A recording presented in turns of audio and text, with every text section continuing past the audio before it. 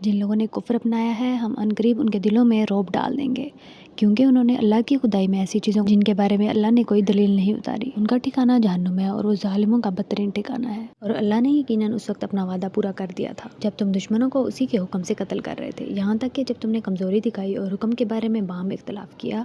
اور اللہ نے تمہاری پسندیدہ چیز تمہیں دکھائی تو تم نے اپنے امیر کا کہنا نہیں مانا۔ تم میں سے کچھ وہ لوگ تھے جو دنیا چاہتے تھے اور کچھ وہ لوگ تھے جو آخرت چاہتے تھے، پھر اللہ نے ان سے تمہارا رخ پھیر دیا تاکہ تمہیں آزمائے، البتہ وہ تمہیں معاف کر چکا ہے اور اللہ مومنوں پر بڑا فضل کرنے والا ہے۔ وہ وقت یاد کرو جب تم منہ اٹھائے چلے جا رہے تھے اور کسی کو مڑ کر نہیں دیکھتے تھے اور رسول تمہارے پیچھے سے تمہیں پکار رہے تھے، چنانچہ اللہ نے تمہیں رسول کو غم دینے کے بدلے شکست کا غم دیا تاکہ تم آئندہ زیادہ صدمہ نہ کیا کرو اس چیز پر جو تمہارے ہاتھ سے جاتی رہے اور نہ کسی اور مصیبت پر جو تمہیں پہنچ جائے، اور اللہ تمہارے کاموں سے پوری طرح باخبر ہے۔ پھر اس غم کے بعد اللہ نے تم پر طمانینت نازل کی، ایک اونگ جو تم میں سے کچھ لوگوں پر چھا رہی تھی، اور ایک گروہ وہ تھا جسے اپنی جانوں کی پڑی ہوئی تھی۔ وہ لوگ اللہ کے بارے میں ناحق ایسے گمان کر رہے تھے جو جہالت کے خیالات تھے۔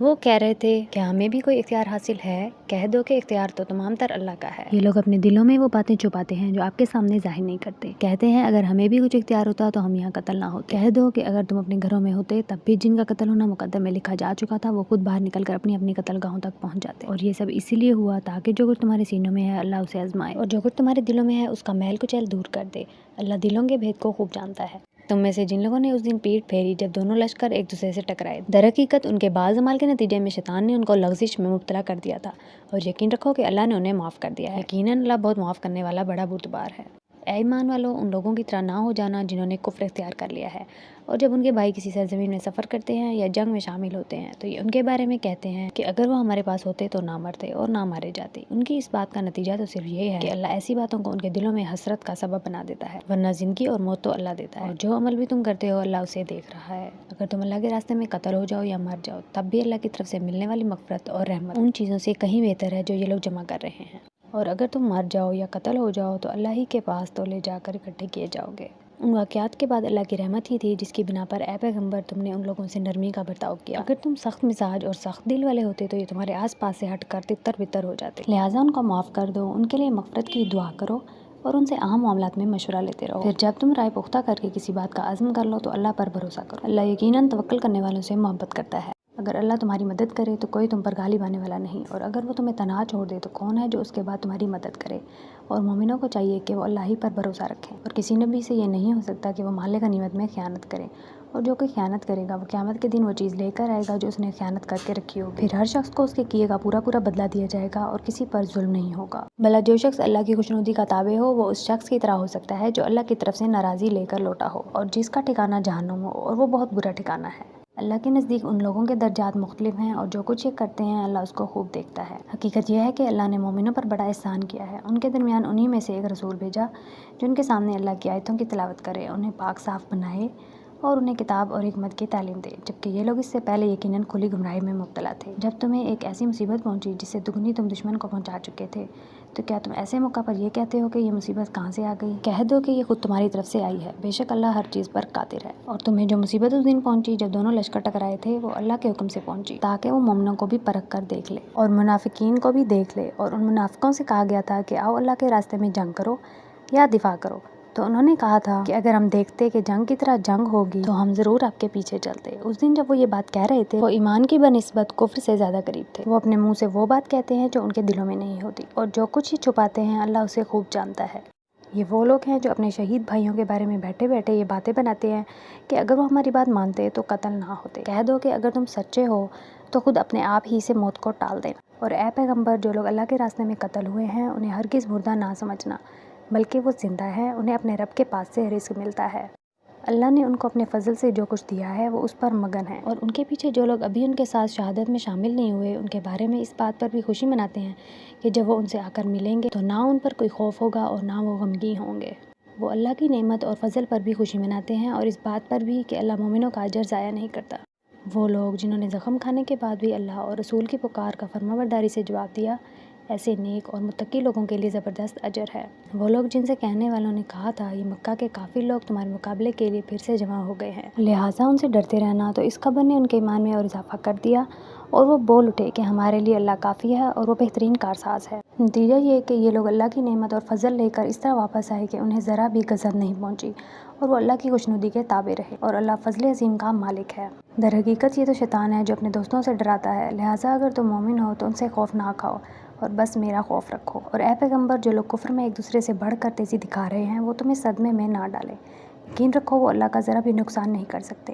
اللہ یہ چاہتا ہے کہ آخرت میں ان کا کوئی حصہ نہ رکھے اور ان کے لیے زبردست عذاب تیار ہے۔ جن لوگوں نے ایمان کے بدلے کفر کو مول لے لیا ہے وہ اللہ کو ہرگز ذرا بھی نقصان نہیں پہنچا سکتے اور ان کے لیے ایک دکھ دینے والا عذاب تیار ہے۔ اور جن لوگوں نے کفر اپنا لیا ہے وہ ہرگز یہ نہ سمجھیں کہ ہم انہیں جو ڈھیل دے رہے ہیں تاکہ وہ گناہ میں اور آگے بڑھ جائیں، اور آخرکار ان کے لیے ایسا عذاب ہوگا جو انہیں ذلیل کر کے رکھ دے گا۔ اللہ ایسا نہیں کر سکتا کہ مومنوں کو اس حالت پر چھوڑ رکھے جس پر تم لوگ اس وقت ہو، جب تک وہ ناپاک کو پاک سے الگ نہ کر دے، اور دوسری طرف وہ ایسا بھی نہیں کر سکتا کہ تم کو براہ راست غیب کی باتیں بتا دے۔ ہاں، وہ جتنا بتانا مناسب سمجھتا ہے اس کے لیے اپنے پیغمبروں میں سے جس کو چاہتا ہے چن لیتا ہے۔ لہٰذا تم اللہ اور اس کے رسولوں پر ایمان رکھو، اور اگر ایمان رکھو گے اور تقوی اختیار کرو گے تو زبردست ثواب کے مستحق ہوگے۔ اور جو لوگ اس مال میں بخل سے کام لیتے ہیں جو انہیں اللہ نے اپنے فضل سے عطا فرمایا ہے،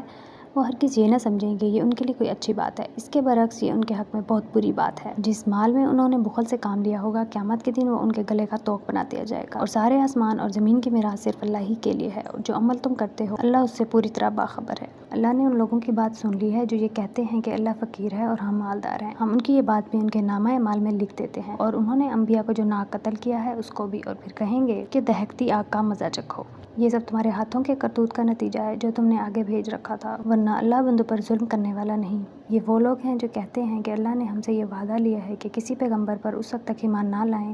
جب تک وہ ہمارے پاس ایسی قربانی لے کر نہ آئے جسے آگ کھا جائے۔ تم کہو کہ مجھ سے پہلے تمہارے پاس بہت سے پیغمبر کھلی نشانیاں بھی لے کر آئے، اور وہ بھی جس کے بارے میں تم نے مجھ سے کہا ہے، پھر تم نے انہیں کیوں قتل کیا اگر تم واقعی سچے ہو؟ اے پیغمبر، اگر پھر بھی یہ لوگ تمہیں جھٹلائیں تو یہ کوئی نئی بات نہیں، تم سے پہلے بھی بہت سے ان رسولوں کو جھٹلایا جا چکا ہے جو کھلی کھلی نشانیاں بھی لائے تھے، لکھے ہوئے صحیفے بھی، اور ایسی کتاب بھی جو حق کو روشن کر دینے والی تھی۔ ہر جاندار کو موت کا مزہ چکھنا ہے، اور تم سب کو تمہارے اعمال کے پورے پورے بدلے قیامت ہی کے دن ملیں گے۔ پھر جس کسی کو دوزخ سے دور ہٹا لیا گیا اور جنت میں داخل کر دیا گیا وہ صحیح معنی میں کامیاب ہو گیا، اور یہ دنیاوی زندگی تو جنت کے مقابلے میں دھوکے کے سامان کے سوا کچھ بھی نہیں۔ مسلمانوں، تمہیں اپنے مال و دولت اور جانوں کے معاملے میں اور آزمایا جائے گا، اور تم اہل کتاب اور مشرکین دونوں سے بہت سی تکلیف دہ باتیں سنو گے، اور اگر تم نے صبر اور تقوی سے کام لیا تو یقیناً یہی کام بڑی ہمت کے ہیں جو تمہیں اختیار کرنے ہیں۔ اور ان لوگوں کو وہ وقت نہیں بھولنا چاہیے جب اللہ نے اہل کتاب سے یہ عہد لیا تھا کہ تم اس کتاب کو لوگوں کے سامنے ضرور کھول کھول کر بیان کرو گے اور اس کو چھپاؤ گے نہیں، پھر انہوں نے اس عہد کو پس پشت ڈال دیا اور اس کے بدلے تھوڑی سی قیمت حاصل کر لی۔ اس طرح کتنی بری ہے وہ چیز جو یہ مول لے رہے ہیں۔ یہ ہرگز نہ سمجھنا کہ جو لوگ اپنے کیے پر بڑے خوش ہیں اور چاہتے ہیں کہ ان کی تعریف ان کاموں پر بھی کی جائے جو انہوں نے کیے ہی نہیں، ایسے لوگوں کے بارے میں یہ ہرگز نہ سمجھا جائے کہ وہ عذاب سے بچنے میں کامیاب ہو جائیں گے۔ ان کے لیے دردناک سزا تیار ہے، اور آسمانوں اور زمین کی سلطنت صرف اللہ کی ہے، اور اللہ ہر چیز پر مکمل قدرت رکھتا ہے۔ بے شک آسمانوں اور زمین کی تخلیق میں اور رات دن کے باری باری آنے جانے میں ان عقل والوں کے لیے بڑی نشانیاں ہیں جو اٹھتے بیٹھتے اور لیٹے ہوئے ہر حال میں اللہ کو یاد کرتے ہیں، اور آسمانوں اور زمین کی تخلیق پر غور کرتے ہیں، اور انہیں دیکھ کر بول اٹھتے ہیں کہ اے ہمارے پروردگار، آپ نے یہ سب کچھ بے مقصد پیدا نہیں کیا، آپ اس سے پاک ہیں، بس ہمیں دوزخ کے عذاب سے بچا لیجیے۔ اے ہمارے رب، آپ جس کسی کو دوزخ میں داخل کر دیں اسے آپ نے یقیناً رسوا ہی کر دیا، اور ظالموں کو کسی قسم کے مددگار نصیب نہ ہوں گے۔ اے ہمارے پروردگار، ہم نے ایک منادی کو سنا جو ایمان کی طرف پکار رہا تھا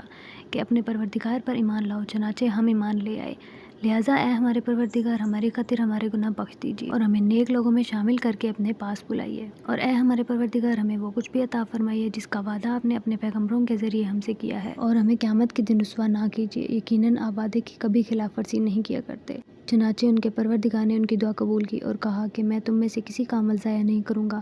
خواہ وہ مرد ہو یا عورت، تم سب آپس میں ایک جیسے ہو۔ لہٰذا جن لوگوں نے ہجرت کی اور انہیں ان کے گھروں سے نکالا گیا اور میرے راستے میں تکلیفیں دی گئیں، اور جنہوں نے دین کی خاطر لڑائی لڑی اور قتل ہوئے، میں ان سب کی برائیوں کا ضرور کفارہ کر دوں گا، اور انہیں ضرور ضرور ایسے باغات میں داخل کروں گا جن کے نیچے نہریں بہتی ہوں گی۔ یہ سب کچھ اللہ کی طرف سے انعام ہوگا، اور اللہ ہی ہے جس کے پاس بہترین انعام ہے۔ جن لوگوں نے کفر اپنا لیا ہے ان کا شہروں میں خوشحالی کے ساتھ چلنا پھرنا تمہیں ہرگز دھوکے میں نہ ڈالے۔ یہ تو تھوڑا سا مزہ ہے جو یہ اڑا رہے ہیں، پھر ان کا ٹھکانہ جہنم ہے اور وہ بدترین بچھونا ہے۔ لیکن جو لوگ اپنے پروردگار سے ڈرتے ہوئے عمل کرتے ہیں ان کے لیے ایسے باغات ہیں جن کے نیچے نہریں بہتی ہیں، اللہ کی طرف سے میزبانی کے طور پر وہ ہمیشہ ان میں رہیں گے، اور جو کچھ اللہ کے پاس ہے وہ نیک لوگوں کے لیے کہیں بہتر ہے۔ اور بے شک اہل کتاب میں بھی ایسے لوگ موجود ہیں جو اللہ کے آگے عجز و نیاز کا مظاہرہ کرتے ہوئے اللہ پر بھی ایمان رکھتے ہیں، اس کتاب پر بھی جو تم پر نازل کی گئی اور اس پر بھی جو ان پر نازل کی گئی تھی، اور اللہ کی آیتوں کو تھوڑی سی قیمت لے کر پیش نہیں ڈالتے۔ یہ وہ لوگ ہیں جو اپنے پروردگار کے پاس اجر کے مستحق ہیں، بے شک اللہ حساب جلد چکانے والا ہے۔ اے ایمان والو، صبر اختیار کرو، مقابلے کے وقت ثابت قدمی دکھاؤ اور سرحدوں کی حفاظت کے لیے جمے رہو اور اللہ سے ڈرتے رہو تاکہ تمہیں فلاح نصیب ہو۔